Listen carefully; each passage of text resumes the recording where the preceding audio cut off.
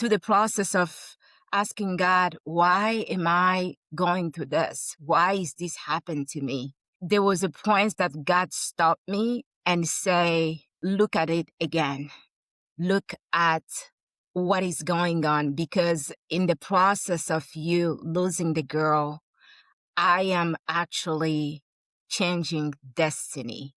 That was a wake-up call for me, because sometimes you are so focused for what you miss, and you don't focus on the blessing that God already has for you.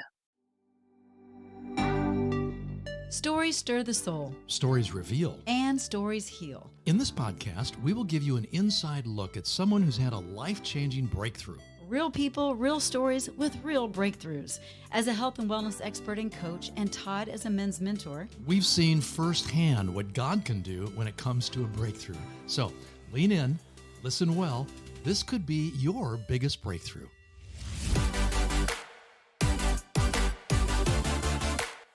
hello and welcome to Your Biggest Breakthrough. I'm your host, Wendy Pett. I'm Todd Isberner. And, Isberner, yeah, yes. So today is 3 syllables.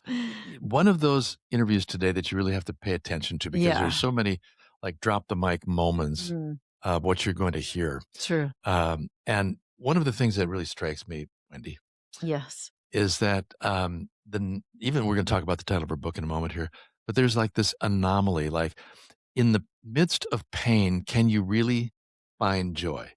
Yeah. Have you ever experienced that yourself? I mean, I have, and I think you have too, but you got to dig deep. And when you're in the midst of a loss or disappointment, it's difficult. Like, Yes. How do you find the joy in that? Well, our when guest today is going to take us by the hand and walk us down that journey. She sure is, and she is a delight. Her name is Naomie Katalika, and she's a devoted wife, mother of 3 boys. She's an author, and she is the visionary behind Hearts Healing Hearts, which is a faith-driven movement dedicated to restoring, healing, and empowering broken hearts. Yeah, she has over 20 years of experience in the corporate world in leadership. And so she brings strength and compassion to this mission of hers to help others transform pain into purpose. Even that line right there, right? Transform pain into purpose. And her life was profoundly shaped by her own personal loss, including the heartbreaking experience that inspired her book, The Joy of Losing My Baby Girl. And so through her story, Naomie shares this powerful message that joy is not the absence of pain, but it's the presence of God within it. Oof. That's one of the drop the mic statements. But today she is on a mission, really, to see hearts healed across generations, equipping individuals and families and communities really to walk in wholeness, in faith, and in purpose. And she really believes deeply, and you're going to see her passion, that that what you carry really in your heart will overflow into others, and that healed people heal people. So enjoy the show with Naomie. Well, welcome, Naomie, to Your Biggest Breakthrough. It's a delight to have you with us. Thank you. Thank you for having me. So fun. You know, You're absolutely beautiful. A lot of people are watching you too. Exactly. Yeah. A lot of people listen, but I want people to watch because, man, your smile's absolutely stunning. I appreciate it. This is the first thing I hear this morning from you. I appreciate that. You're welcome. Well, we're going to do a deep dive down into your story. But the first thing that comes to my mind is the title of your new book, which is The Joy of Losing My Baby Girl. That just sort of stops me cold right there, because you got all sorts of questions. How can you have joy? How'd you lose your baby girl? What's going on with all that? So let's just start there. How do you come up with a title like that? and why? Yeah, to be honest, I think I was asking God about my pain. My question was, why is this happening to me? Why? Because I have 2 boys. Before I lost my baby girl, I already had 2 boys. So when I lost my baby girl, I just gonna go through the story a little bit. My girl, I woke up in the morning, and in a normal day, and my day got interrupted. through that, the shame, the pain, everything enter at the same time. And through the process of asking God, why am I going through this? Why is this happening to me? There was a point that God stopped me and say, look at it again. Look at what is going on, because in the process of you losing the girl, I am actually changing destiny. So Naomi, I can I had just to stop? change Let me my. just stop you for. Sorry, let me just interrupt for a second. So, did you lose the baby by way of a miscarriage?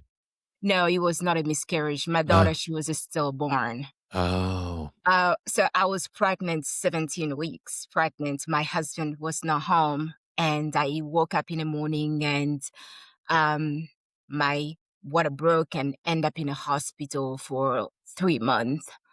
And during the journey in the hospital for 3 months, I was hoping and pressing and praying to God that there would be a miracle. I remember, like, in the hospital room, the whole time I was like, oh my God, God is about to do something huge here. God is about to change the heart of doctors. God is about to change the heart of nurses. Because the first thing that my doctor told me when I walk in a hospital was, hey, um, do you want to abort the baby? And I was like, where are you even pulling that question from? This Mm. is the dream that God placed in my heart. I was dreaming of having a baby girl. And now you're just going to come and snatch the dream that I had for a long time. So I wrestle with the question of even, aborting the girl. But my faith was so anchored that God was going to turn that, hiccup. I saw it as a hiccup into a testimony. And my pregnancy was going to go through. So week after week, as I stay in the hospital, I was seeing God promise and God goodness, because that is what I was praying. My faith was being elevated to see God promise. But yet, I came home without a baby. Did, You know, did they ask you about aborting the baby because of your health being at risk? because of my health, because of my health and because of her health. But Mm, mostly it was because of her health, mm, because the doctor said, if the baby is not a full term, and since my water broke at 17 weeks, the likelihood of that baby growing and becoming a healthy baby yeah. is really slim, huh. which is science. So there is percentage of people who have gone through the same experience and got a different outcome. And that is the percentage that I was praying and Sure. trusting that God would do the miracle. Right. So when that did not happen, I came home disappointed. Like the enemy, I had a gift that was planted in me. And I really believe that I didn't even know that the baby was a girl, just to begin there. I didn't know that, because when I went for a sono at that time in 2011. It was not as far advanced, so we couldn't see the sex of the baby. But God had already told me that she was going to be a girl.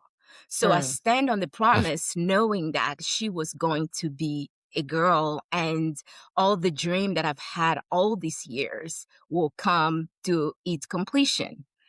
Only, unfortunately, that was not the story. I stay in the hospital for 3 months, and at the end of it, the my pregnancy did just turn sideways, and she was born. Her heart was shifted in the right side of her heart and got enlarged. And unfortunately, she couldn't have a surgery, and therefore, she died in my husband's arm.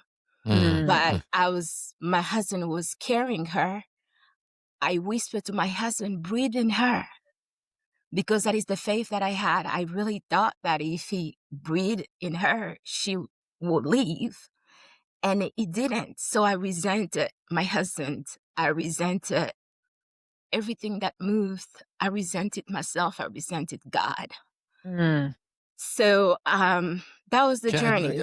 Naomi, I Yeah. just want to stop you there for a second because I'm thinking about how many people, they're not necessarily relating to your exact story, but they're relating to the The fact that I disappointments in their trusted life. God. Yeah. I expected God to answer my prayers. I'm a faithful person in loving God, and then it just doesn't turn out.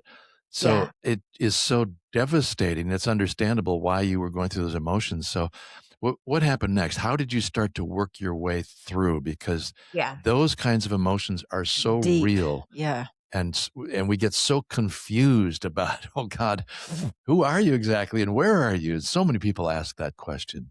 Yeah. So after all of that happened, I felt broken.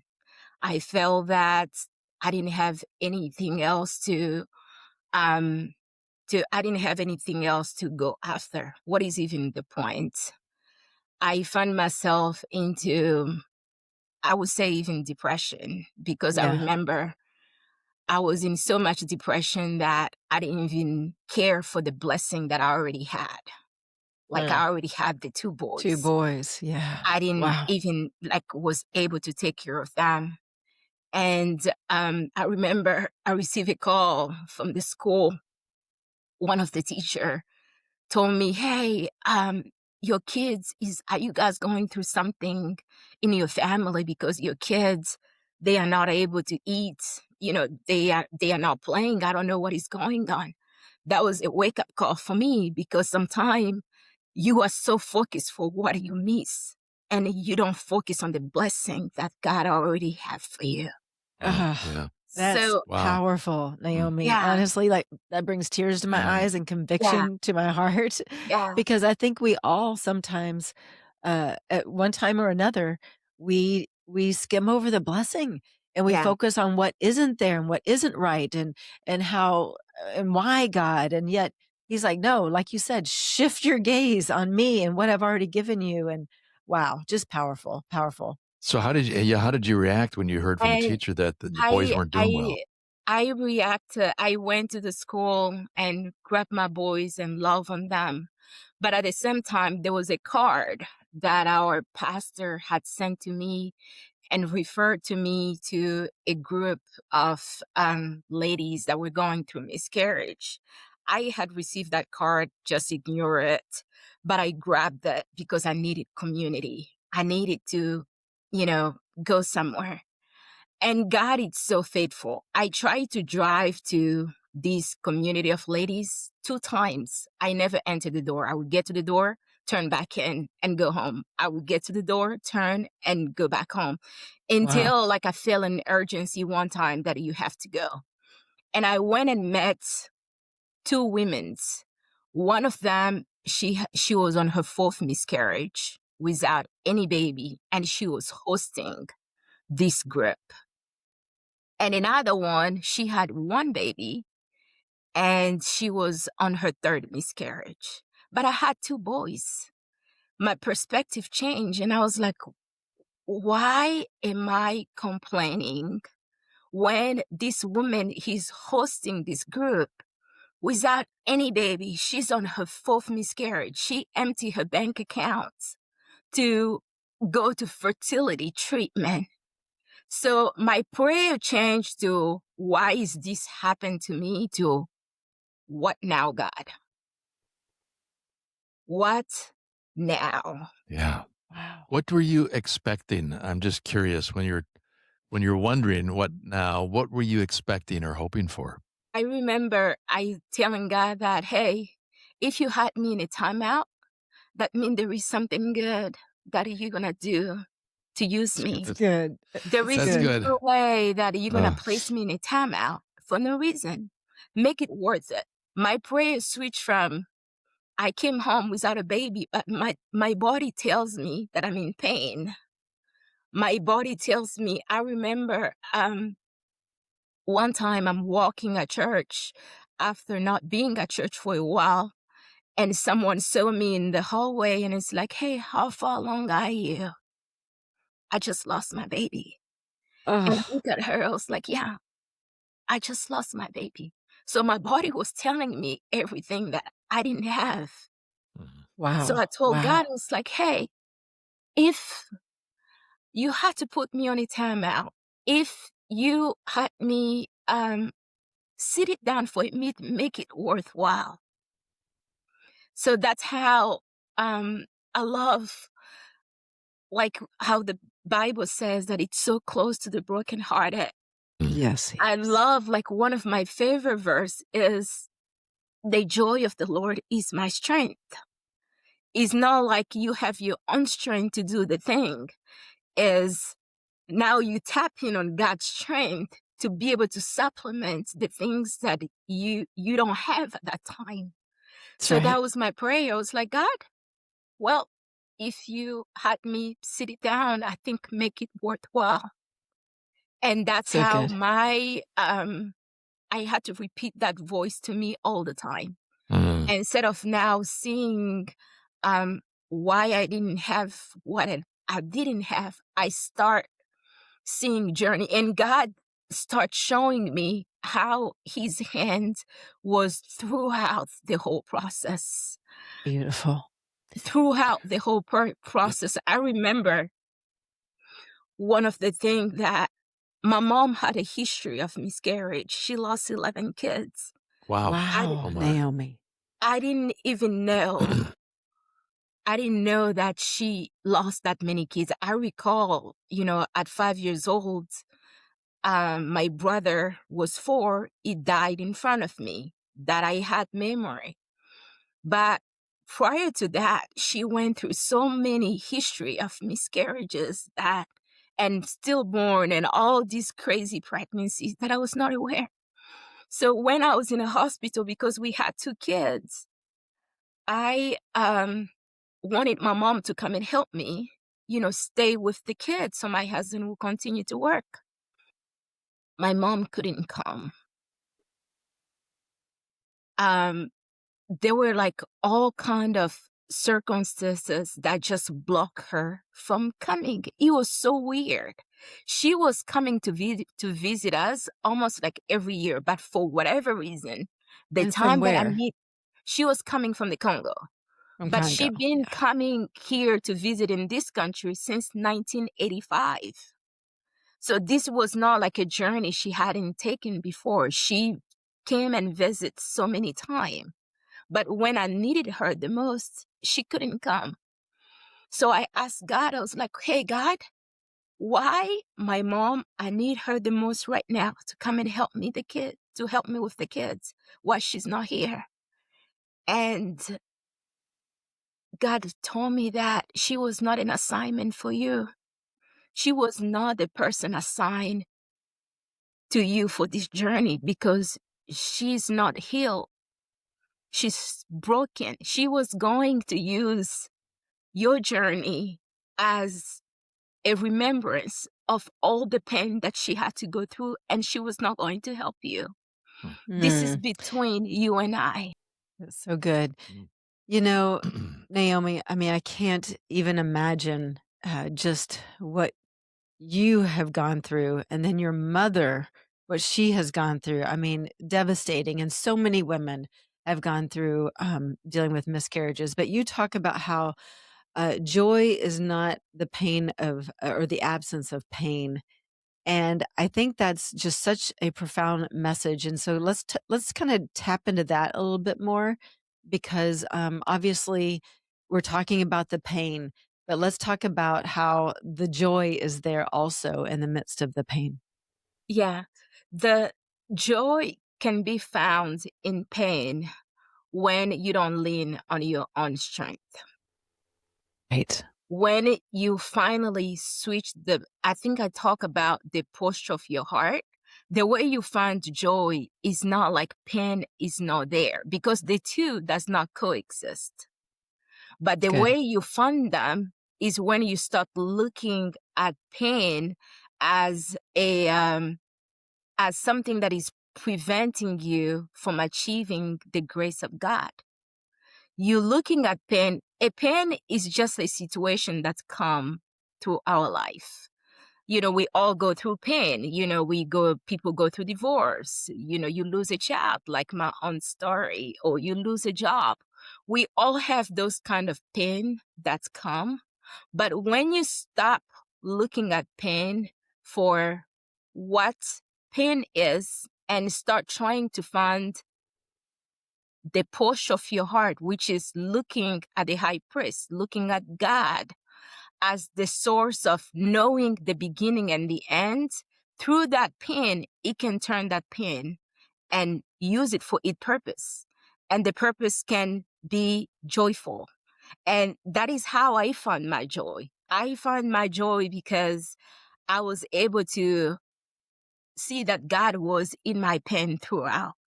That is one thing. I found my joy knowing that through the pain, he was giving me a new compassion that I did not have. Yeah. And also, I got so closer to him that I never been before. Yeah. That's That so sweet. one is worthwhile. I Absolutely. grew up in a Christian church, but I did not have intimacy with the Lord. Mhm. But because when you're going through pain, you are praying from your soul. Yes, it's deep. Yeah. You are praying, you are tapping from your soul to be able to give you the strength and the boost that your body needs. So there is definitely a big difference from praying from your soul and just like going to God and praying for food. When That's you're right. praying from your soul, you are really saying, God, if you leave me right now, I don't have nothing else. Mm. And Yeah. when you praying from that space, only God, because that is his nature, he takes away the pain and he gives you the joy that you need. That is his nature. That Yeah. is You know, so one of the true. things So that good. really kind of strikes me about you and your walk with the Lord is that you, you were very honest with the Lord. Like you weren't playing any games. Like you really wanted answers, and Yeah. you were honest enough to just have like a conversation with God, bearing your soul, sharing Raw. your heart, Yeah. raw and real. And a lot of people don't understand that. And maybe just talk for a minute about how God welcomes us, even though we're honestly sharing things that we think He might not approve of, or He might not like to hear, or maybe I shouldn't talk to God that way. Yeah. And especially, I think that came with, that's what he wanted from me. I didn't, I, one of the emotion that I felt through this journey was the loneliness. I talked about, that's why I journal. That is where this whole book came from, because my conversation that I couldn't have with people, um, I was journaling, and today is the book. But what I'm trying to say is I was lonely through my pain. Not because people were not around to be able to speak to me, but because the people that I was surrounded with, sometimes they were saying the wrong thing. So for that reason, I isolated and just target my question to God. And I think, in my book, I even talked about how both my husband and I, we grieve the same loss, but we grieve differently. Like I had my pain. I was trying to understand God. Okay, if you walk me through this path and right now I felt abandoned by you, why did you do that? And I was going to God. But sometimes you will get people that's going to tell you, oh no, you just have to be courage. You just have to be courageous. You just have to be, strong. I don't think that is what God wants from us. God wants for us to go to him transparent. God, this is how I'm feeling right now. Yeah. I feel broken. I feel lost. I don't even know what I want. But something that I know is your presence. I can sense you. I know you're going to meet me here. And through just like those conversations and those intimacy walk, Yeah. I felt that throughout the journey, he was present. And that gave me reassurance. He gave me comfort. He gave me, joy. Mm. That's so Yeah. beautiful. And you Yeah. know what? It's such a reminder, Naomi. I mean, gosh, you just bring tears to my eyes.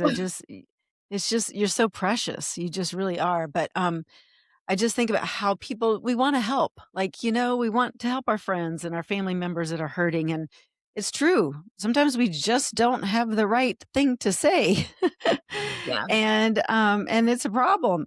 And it can hurt more. So sometimes not even saying anything is okay, and just being with somebody, right? yeah, yeah, Yeah. And Is I think, vital. and God made it clear to you, Naomi, this is between you and me. yeah, And even though God uses people to bring comfort and perspective, there are many times we sort of dodge that reality. It's like, no, I got to have somebody tell me the answers. I got to have somebody carry the load for me. And I think your faith gets even stronger. it And in your did. case, it allowed you to be so honest with God. Well then, Yeah, show up for me, God. It's Yeah, yeah, like, yeah, okay, if it's yeah, just you and me, let's yeah. go. Let's go. Yeah, So it's really a real important lesson for all of us to really just let's get real with God and yeah. let's expect. And I think that's the other thing, Naomi, like you had this expectation that when you asked God to help, God's gonna that answer, he's going to and yeah. show he's up. and he's gonna show up. Yeah. And That so, is, yeah. I love that you use the word expectation because from the time that I was in a hospital, I did not see. I remember, there is your OBGYN and there is like a nail, some word, like he's above OBGYN. So he's specialized with high risk pregnancy.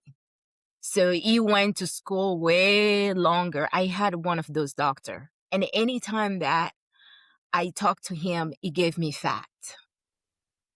And I did not like the fact that he was giving me because my faith, though it was on 1% or even 2%, I just felt like the capacity of 2% was way bigger and God was going to do the miracle.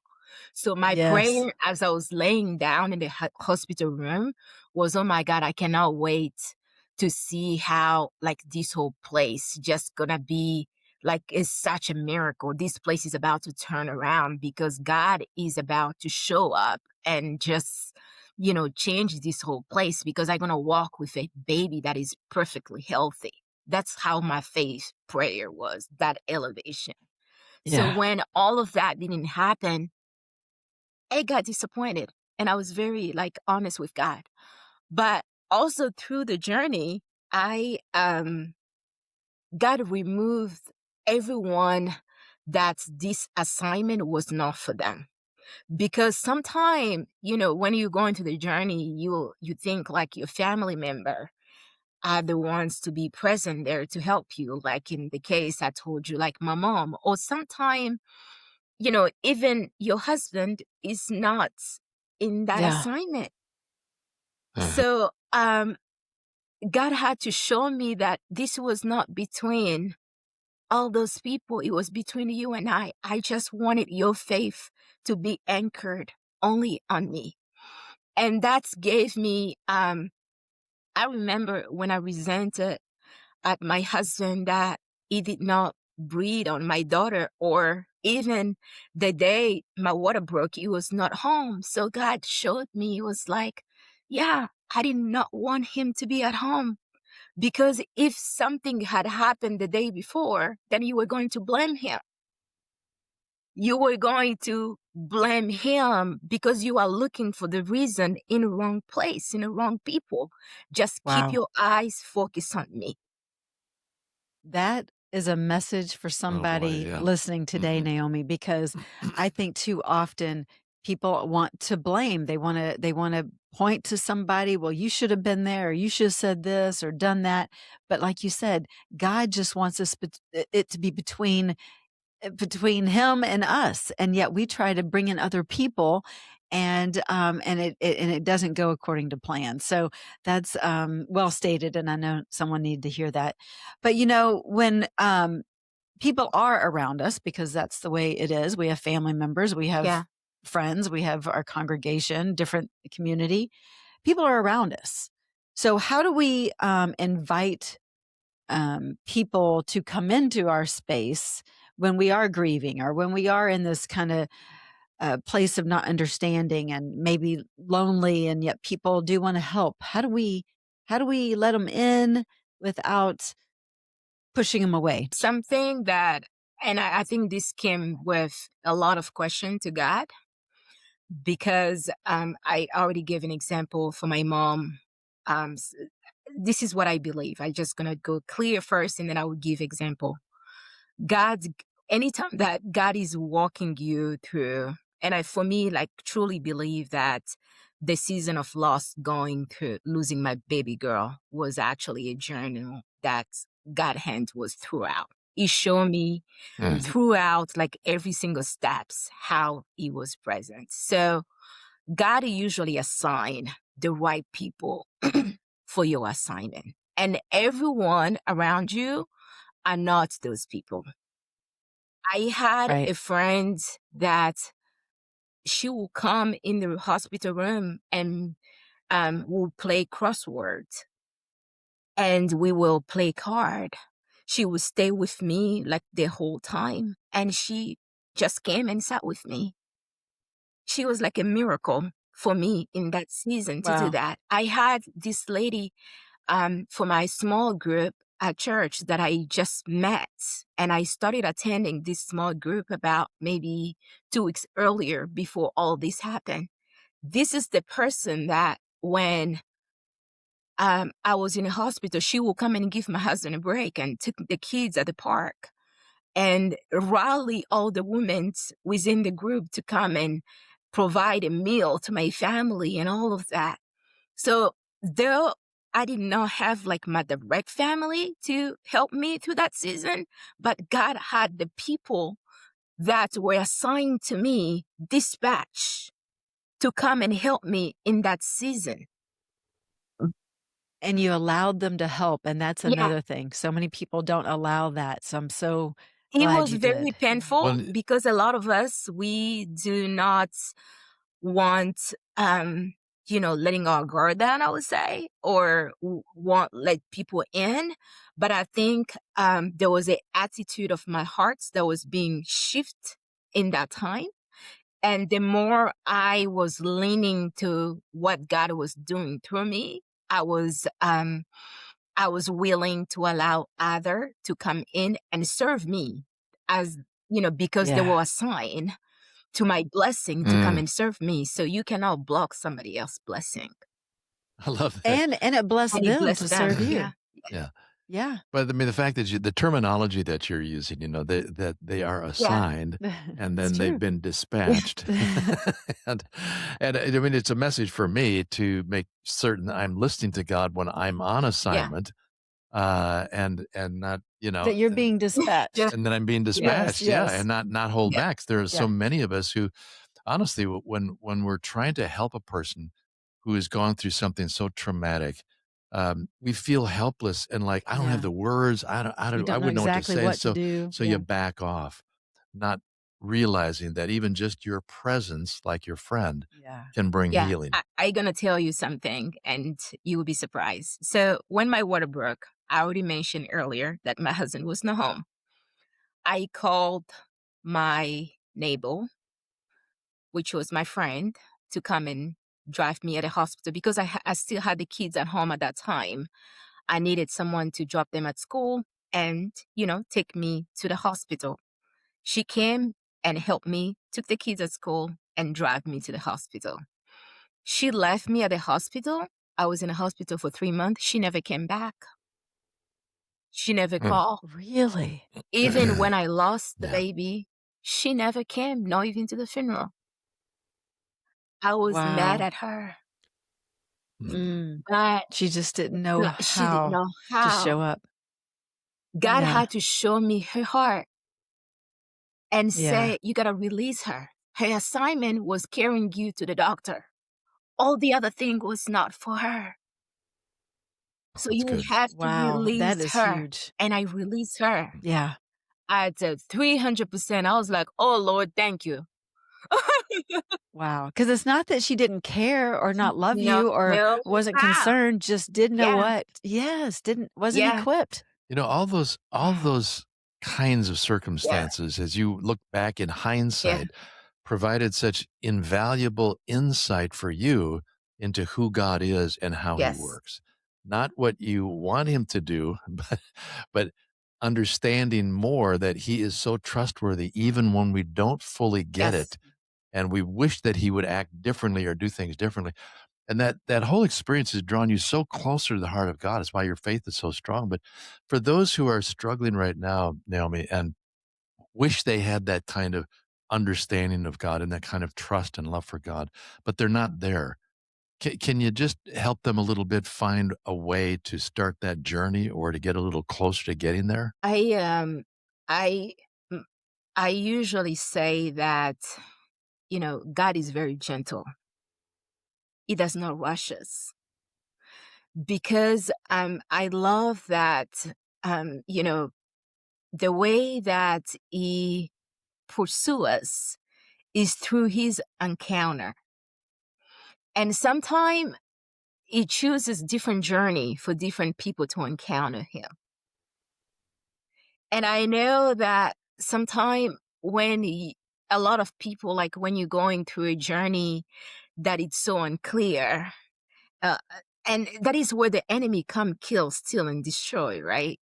So Mhm. Mhm. my prayer for those people will God create a new sensitivity in the heart because that's how he met me. He created a new sensitivity in the heart. I did not know that I had the courage. I didn't, first of all, didn't know that I could forgive as much as I did. Release, like one of the friend came when I was telling her, hey, the doctor said that I should abort this kid because she was a nurse. So I'm just like pouring my heart to her. And I'm like, the doctor said I should abort because, of what happened, if the baby is born, even if the baby is born at full term, she may be a disabled baby. And she told me, I think your doctor is right. That's what she told me. She said, I think your doctor's heart is right. And I think that, caring for a, a disabled kid could be so hard. She meant medically well, but for someone who's fighting and her faith is at a different position, that is just not the right thing to say. So God had to Mm. Yeah. create a Yeah. sensitivity in my heart to release people like that. Yeah. God Yeah. had to Yeah, create a for sure. sensitivity in my heart to um, understand different people and different assignment. And because Right. they don't know, is not because they don't care. It's just because they don't know. So that I would tell that person, God, would you meet them where they are? And I know Yeah. you don't rush your That's good. promise. You don't force that on us. It's truly like the position of somebody's heart need to change Mm. That's to good. look to God. Yeah. Mm. Yeah. And again, I think that's so genuine on your part, and it models for us to be genuine with God. We want answers, but we want more than anything else to know God's love for us. And you can't get there unless you're willing to be really raw and honest with God and say, I need sensitivity. I need something from you, God. Yeah. And the beauty is that God loves you so much more than you could ever imagine. And if you'll just, like you had to be, Naomi, be patient and expectant, God will begin to reveal those things. Yeah. So true. So, Naomi, you emphasize the idea a lot about healed people heal people. But you can stop right there because What? that's so the opposite, not the opposite, but you've always heard that saying like hurt Yeah, people, yeah, no, hurting people hurt yeah, people. yeah, Well, no, here's the Yeah, flip side of this. that's yeah, right. And I like the flip. Yeah. It's healed people heal yeah. people. Yeah. And so let's just have you elaborate on that just a little bit. And how can we cultivate a healing legacy? Because that's really what you're after as Yeah, well, is a yeah, healing yeah. legacy. And I love So that. I already talked a little bit about the journey of my mom, and I've seen how a beautiful person can be broken and not being able to live in the capacity that the promises that God has for them, only because they grieve of the pain. And some people could be for the marriage that they didn't have, for some people could be for the divorce, for some people could be like all kind. I can list a whole thing that Sure. bring grief and resentment.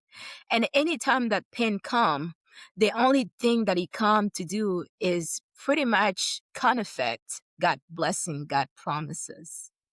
So, really through revelation, God had to show me you need to get your heart healed. So you're going to stop the pain, first of all, in your family line. And second of all, empower other people to go heal the other person. So my heart is Yes. go on mission, heal 10,000 hearts so those people can turn back and heal other people. So if you are around me, I remember walking, I serve as connect leads at my church. I would go like just meeting people around the hallway and I would ask them, hey, how is your heart? I stopped asking people, how are you doing? Because a lot of time people, when you ask them, how are you doing? They give you a fake response. I'm doing good. And I'm like, no, how is your heart? So sometimes, like, when I ask someone, hey, how is your heart? They will be shook, of like, what? But it will help them stop and ask, what do you mean? And some people will just like pour their hearts to whatever is going on. And God showed me that that is your mission. Your mission is after people's heart so that they So can walk good. in freedom. Because when we have people Yes. walking in freedom, they can only become freedom for somebody else. It is a That's so trickle down. good. When you heal yourself, you That's right. also pull somebody else for healing. And that person Absolutely. pull the other person for healing. And let's go. Hey, you know what? I Amen. knew I wore these heart earrings for some reason. Yeah, you Right should. here, sister. I love that. I I love love it. that. So I love Naomie, it. you've got this book that's been released now, "The Joy of Losing My Baby Girl." What are your hopes and your expectations for how God is going to use that book? My hope first is for first of all for the people that are going through, because that book is not only for someone who have lost a child. It's the book about how God can meet you from your pain and transform that pain and make something good. So my Yeah. heart, I'm really speaking to the people that pain has come and knock at your door. And when pain come and knock at your door, what do you do with it? I think I heard God saying that, hey, pain is a test. How you respond to that pain will Bond. determine whether you pass the test or not. You Yeah. either resent God or you allow God through pain to strengthen you, because that is what he does. Through pain, when Yeah. he comes, he strengthens you. He's going to equip you with what you don't have. But only everything, he does not rush himself through. He does not force himself through. You have to allow him the space to say, God, how? Use me. It's good. So that is Yeah. my prayer for that book, for the people that are hurting. And I say, hey, I know you are in pain right now, but don't stay there. It's good. Yeah, just it's such a beautiful ministry that God has put on your heart, Mhm. and he never wastes our Yeah. pains. And so the fact that you've got a different heart posture, as you say, and you've seen that there can be joy within your pain, and to help others through theirs is just a beautiful assignment that God has you on. And so I bless you, Naomie. Mhm. I bless you in the name of Jesus Christ. I bless you with all that he has for you. Like, I just get teary eyed thinking of all the hearts that you will help set No. free Yeah. because of his truth that's on your lips and in your heart, and that he will just continue to help you help others release their burdens, release their bitterness, their resentment, and it's because you've been through it. So I just bless you. I bless you with Amen. all that He has for you. You're a beautiful, beautiful child, daughter of the I Most receive High. it. You I really are. receive it. Amen. Yeah. Thank you so much. Amen. And we're Yes. also charging you with responsibility, listener, viewer, to go go get that get the book. The Joy of Losing My Baby Girl. Go get it now. Yeah, is the best way Amazon? It is on Is that the best Amazon. way? Yes, it is on Amazon. It is the Okay. best way for right now. Well, we have so loved having you on. Thank you for sharing your story. Thank you for sharing your heart with us and just being so raw and authentic. And we hope to see you again No sometime problem. soon. Thank you so much. Thank you for Yeah. having me. All right. Thank you. Blessings. Bye-bye. Well, that's a wrap for today's show. We hope you enjoyed it. As always, we love spending time with you right here on Your Biggest Breakthrough podcast. We look forward to seeing you on the next episode. But until then, just head on over to yourbiggestbreakthrough.com where you'll find some free resources and information and a place where you can comment, and we would love to dialogue with you there. Thanks so much for tuning in, and we'll see you next time.